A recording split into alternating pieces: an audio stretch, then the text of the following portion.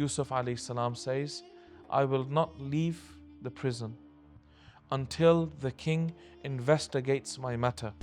He sends people with gifts to the prison and requests Yusuf alayhi salam to come out of prison and come to meet him. He cements and engraves his position and his love into the hearts and the minds of the people and the books of history as the great Aziz of Egypt.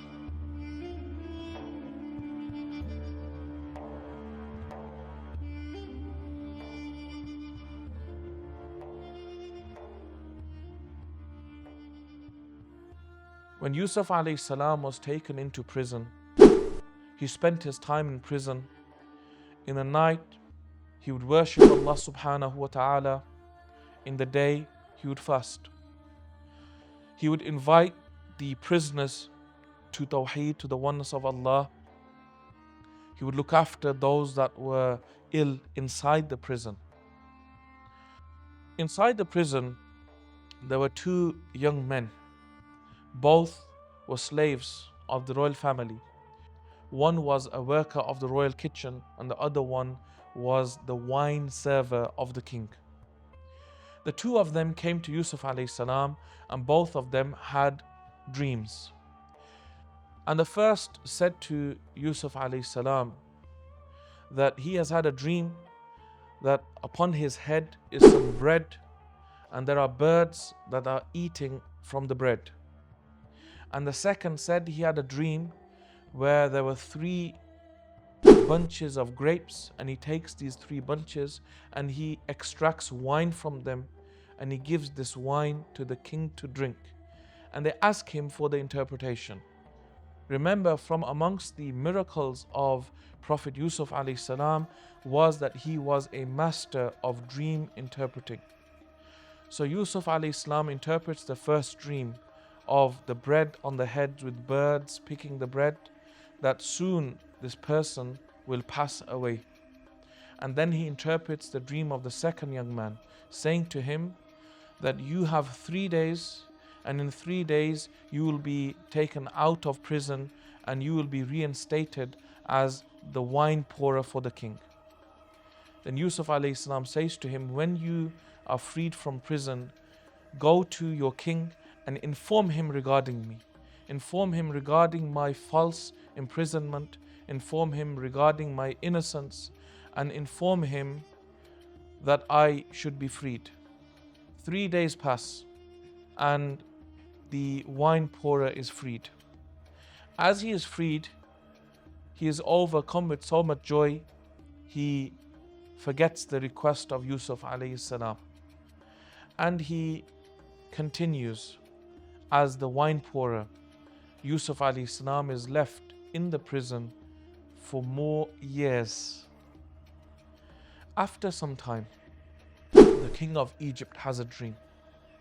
This dream leaves him bewildered, shocked.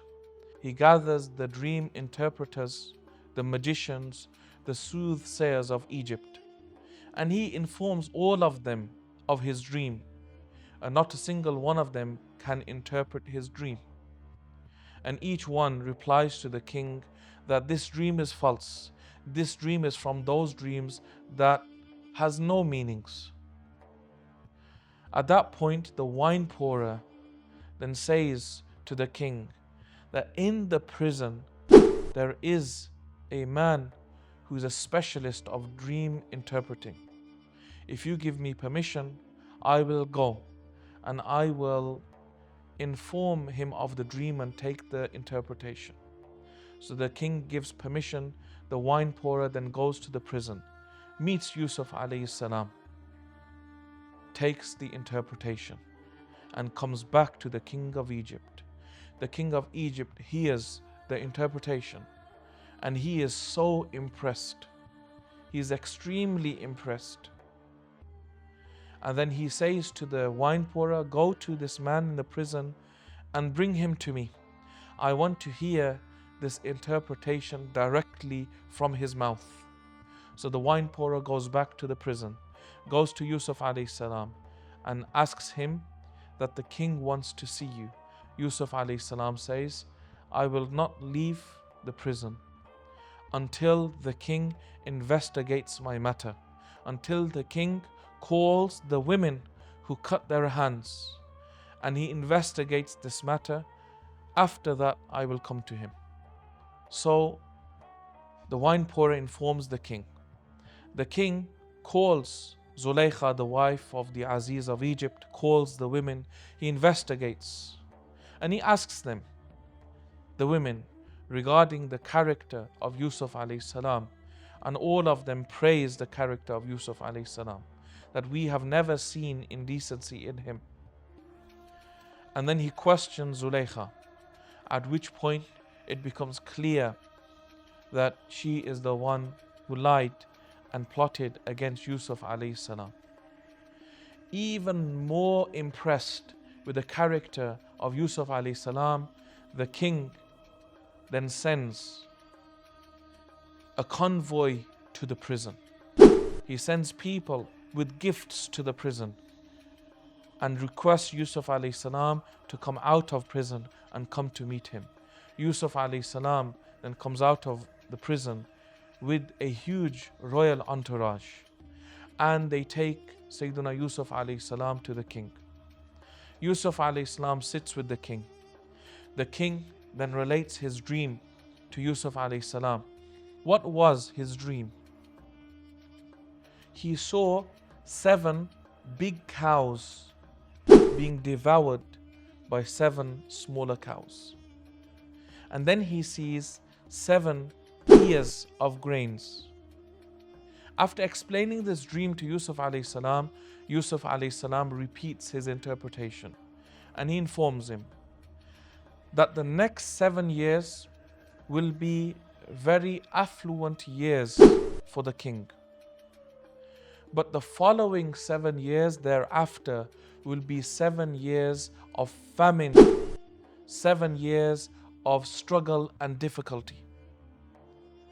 Yusuf alayhi salam advises him, in the first 7 years, you need to plant more, and you need to cultivate more, and you need to store the food. Yusuf alayhi salam says to him, from all of the land, he needs to store 1/5 of the crops. At the end of 7 years, when the next set of 7 years start, that will be enough to last those 7 years. Upon hearing this beautiful interpretation, the king says to Yusuf alayhi salam, who will do this? Who will help with this responsibility? Yusuf alayhi salam puts himself forward, that I will fulfill this responsibility for you. At which point, the king of Egypt takes Yusuf alayhi salam, wraps him in the garment, and gives him the position as the Aziz of Egypt, as the treasurer of the kingdom of Egypt. Some while after this, the Aziz before passed away, leaving Zulaykha behind, and the king then married Zulaykha to Prophet Yusuf alayhi salam. Subhanallah. It is mentioned that when they were married, Yusuf alayhi salam says to Zulaykha, is this not better than what you had planned before? And Zulaykha presented her problem to Yusuf alayhi salam, that she was young and very beautiful, and she was married to the Aziz of Egypt, but the Aziz of Egypt never approached her and never consummated their marriage, and she lived a lonely life. Bear in mind that since Zulaykha became the wife of the great Prophet Yusuf alayhi salam, and also became a believer and a follower of Yusuf alayhi salam, we do not talk negatively and insult Zulaykha radiyallahu ta'ala anha. From her, Yusuf alayhi salam had 2 sons. Subhanallah. Now that Yusuf alayhi salam has been made the Aziz of Egypt, what does Yusuf alayhi salam do? The next 7 years, Yusuf alayhi salam plans and saves the crops, builds storage houses, and starts storing the crops for the next 7 years. He deals with the people with such justice, with such love and compassion, that all the people become followers of Yusuf alayhi salam. Once the 7 years have ended and the crops have been stored, now a famine starts. A famine which lasts for 7 years. The people do not have any crops, they do not have any vegetation.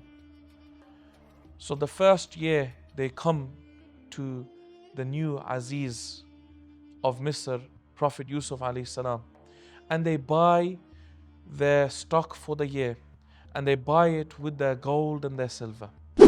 Yusuf alayhi salam's government takes the gold and silver and gives them the crop and the stock for the whole year. The second year they come and they give their jewelry in exchange of the crops of the year.